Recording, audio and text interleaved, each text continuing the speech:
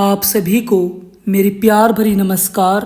आशा करता हूँ आप सभी स्वस्थ होंगे। दोस्तों, बचपन से लेकर आज तक हम में से बहुत से लोगों के मन में एक सवाल जरूर आया होगा कि भगवान मेरी क्यों नहीं सुनते।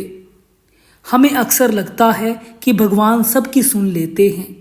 किसी की नौकरी लग जाती है, किसी की मनोकामना पूरी हो जाती है, किसी का दुख दूर हो जाता है। लेकिन जब बात हमारी आती है तो ऐसा लगता है जैसे हमारी प्रार्थना भगवान तक पहुंच ही नहीं रही। फिर मन में शिकायत पैदा होने लगती है। क्या भगवान मुझसे नाराज़ हैं? क्या मेरी भक्ति में कमी है? या फिर सचमुच भगवान मेरी सुनते ही नहीं? अगर आपके मन में भी कभी ऐसा सवाल आया है तो आज की इस कहानी को अंत तक जरूर सुनिए।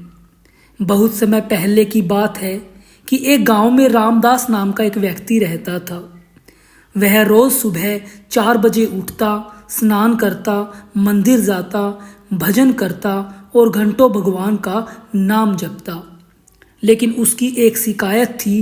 वह अक्सर भगवान से कहता, हे प्रभु, मैं वर्षों से आपकी भक्ति कर रहा हूँ, फिर भी मेरी समस्या खत्म नहीं हो रही है। क्या आप मेरी सुनते नहीं? एक दिन दुखी होकर वह एक संत के पास पहुंचा। उसने कहा, महाराज, मैं वर्षों से भक्ति कर रहा हूं, लेकिन भगवान मेरी एक भी प्रार्थना नहीं सुनते। संत मुस्कुराए और बोले, कल सुबह मेरे साथ चलना। अगले दिन दोनों गांव के बाहर एक आम के पेड़ के पास पहुंचे। संत ने पूछा, क्या दिख रहा है? रामदास बोला, आम का पेड़। संत ने कहा, क्या इस पर फल लगे हैं? रामदास ने कहा, नहीं। संत बोले, इस पेड़ को किसने लगाया था? तो पास खड़े किसान ने कहा, महाराज, मैंने 5 साल पहले लगाया था। रामदास हैरान हो गया।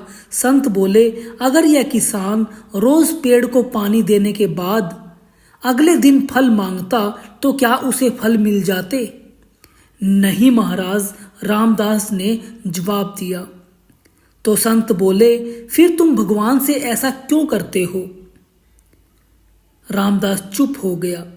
संत ने आगे कहा, भक्ति सौदा नहीं है, आज नाम जपो और कल फल मिल जाए। ऐसा नहीं होता। भगवान पहले तुम्हारे भीतर धैर्य उगाते हैं, फिर विश्वास, फिर प्रेम, और जब समय पूरा होता है तब फल भी जरूर देते हैं। रामदास की आंखों में आंसू आ गए।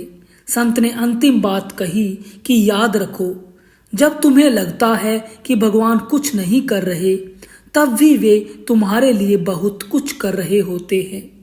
उस दिन के बाद रामदास ने शिकायत छोड़ दी और प्रेम से भक्ति करने लगा। कुछ वर्षों बाद उसने कहा कि मुझे समझ आ गया है कि भगवान मेरी सुन नहीं रहे थे। ऐसा नहीं था, वे मुझे तैयार कर रहे थे। दोस्तों, हमें इस कहानी से सीख मिलती है कि भगवान की घड़ी हमारी घड़ी से अलग चलती है। भक्ति का फल देर से मिल सकता है, लेकिन व्यर्थ कभी नहीं जाता। तो दोस्तों, उम्मीद करता हूँ आप सभी को यह छोटी सी कहानी पसंद आई होगी। आपको यह कहानी कैसी लगी, कृपया मुझे कमेंट में बताएं। आप सभी का धन्यवाद।